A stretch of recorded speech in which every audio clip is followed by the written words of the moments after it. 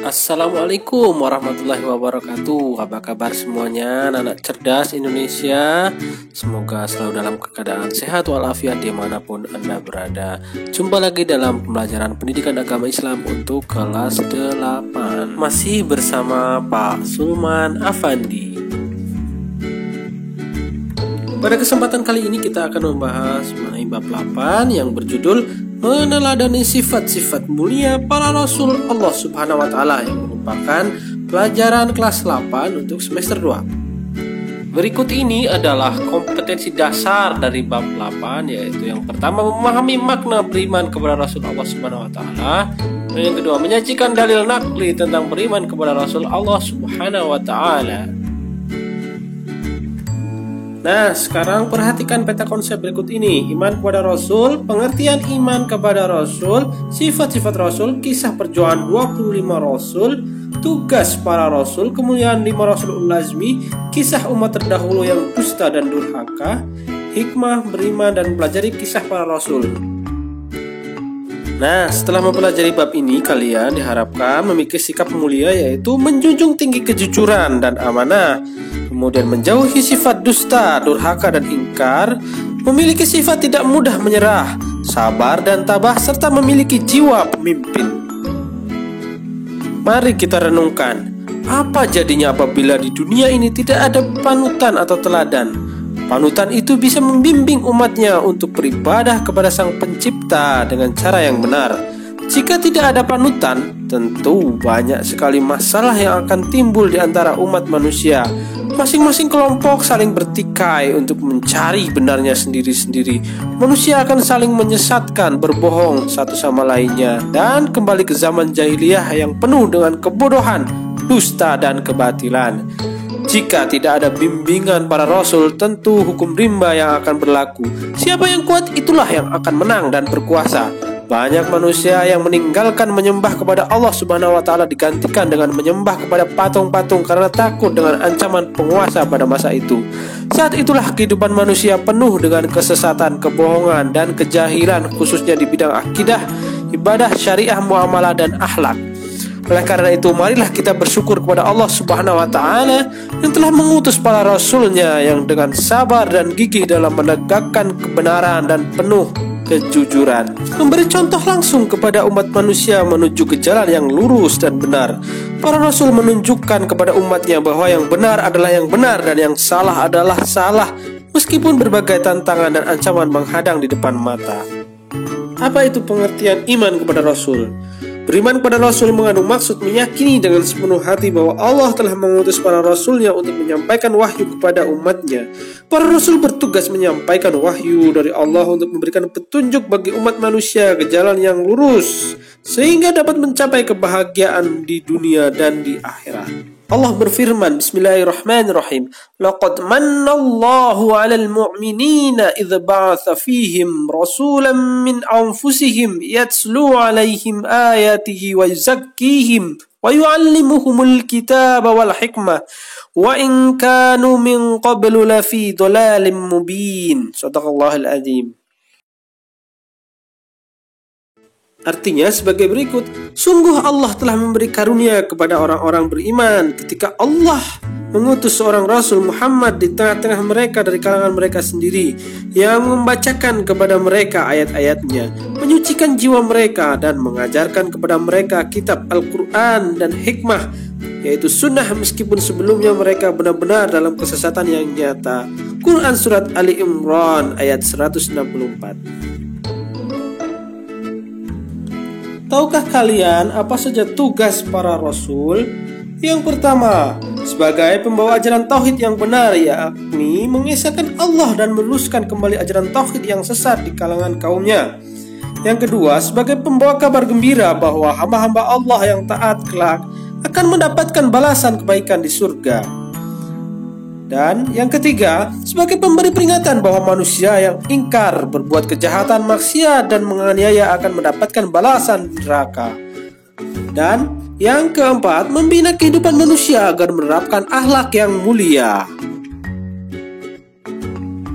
Nah, berikut ini adalah sifat-sifat para rasul yang wajib kalian ketahui. Yang pertama adalah sifat wajib, yang kedua sifat mustahil, dan ketiga sifat jaiz. Oke, kita bahas dulu yang pertama, sifat wajib. Sifat wajib ada 4. Yang pertama adalah sidik. Sidik artinya berkata benar. Apapun yang dikatakan oleh Rasul merupakan kebenaran, tidak ada yang salah sama sekali. Yang kedua adalah amanah, artinya dapat dipercaya. Seorang Rasul sangat dapat dipercaya oleh umatnya. Para Rasul adalah manusia yang jujur dan dapat dipercaya. Yang ketiga adalah tabligh, artinya menyampaikan. Seorang Rasul adalah manusia pilihan Allah yang menyampaikan wahyu yang telah diterima kepada umatnya. Wahyu dari Allah tersebut disampaikan oleh para Rasul apa adanya, tidak ditambah maupun dikurangi sedikit pun. Dan yang keempat adalah fatonah, artinya cerdas. Seorang Rasul adalah manusia pilihan Allah yang cerdas, tidak pelupa, dan tentunya tidak pikun. Dan kita masuk ke sifat yang kedua, yaitu sifat mustahil, balikan dari sifat wajib. Yang pertama ada kazib, artinya dusta. Seorang Rasul tidak mungkin berkata dusta dalam kehidupan sehari-harinya, baik di lingkungan keluarga, masyarakat, apalagi di depan umatnya.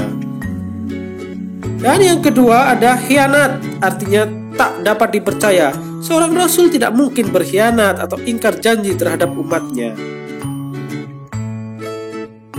Yang ketiga, kitman, artinya menyembunyikan. Seorang Rasul tidak mungkin menyembunyikan walaupun sedikit dari wahyu yang telah diterimanya. Lalu yang keempat, baladah, artinya bodoh.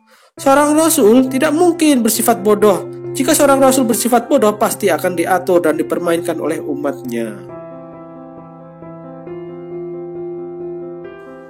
Lalu kita masuk sifat yang ketiga, yaitu sifat jaiz. Apa yang dimaksud dengan sifat jaiz?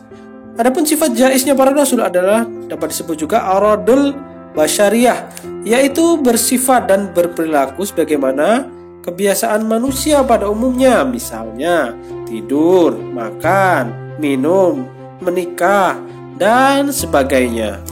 Lalu kisah dakwah 25 Nabi dan Rasul, ini adalah 25 nama Nabi dan Rasul yang wajib kita imani. Silakan nanti dihafalkan, pelajari kisah-kisahnya. Pada kesempatan berikutnya akan coba saya evaluasi.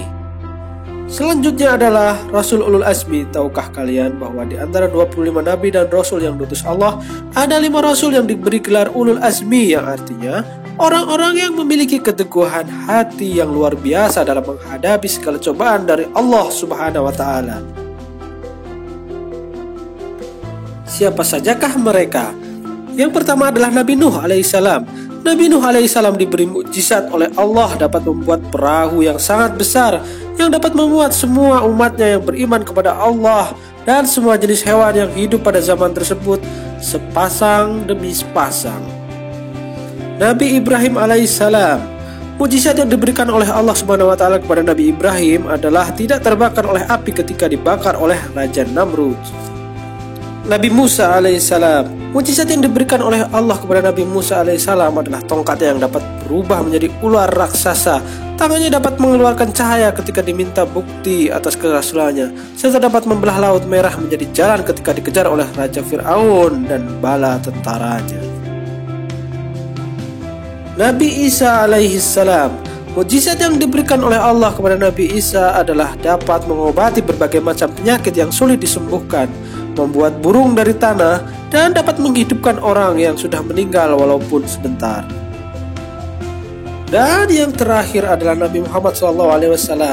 Mukjizat yang diberikan oleh Allah kepada Nabi Muhammad SAW adalah terbelahnya bulan menjadi 2 walaupun hanya tampaknya, dapat mengeluarkan air dari celah-celah jarinya. Al-Quran sebagai kitab yang paling lengkap dan sempurna, serta selalu dijaga kemuliaannya sampai akhir zaman, serta peristiwa Isra dan Mi'raj dari Masjidil Haram sampai Sidratul Muntaha. Lalu apa hikmah beriman kepada Rasul Allah? Yang pertama adalah meneladani sifat-sifat mulia para nabi dan rasul seperti sikap adil, jujur, sabar, teguh, dan semangat dalam berdakwah menegakkan ajaran-ajaran Allah.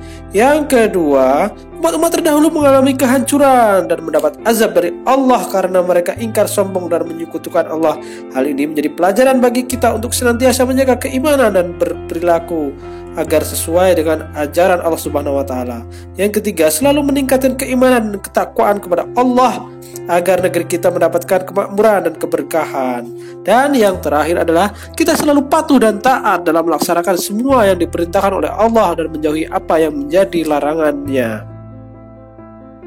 Sekian pembelajaran kita pada kesempatan kali ini. Terima kasih bagi Anda yang menyaksikan video ini sampai selesai. Jumpa lagi pada pertemuan berikutnya. Bapak akhiri. Assalamualaikum warahmatullahi wabarakatuh.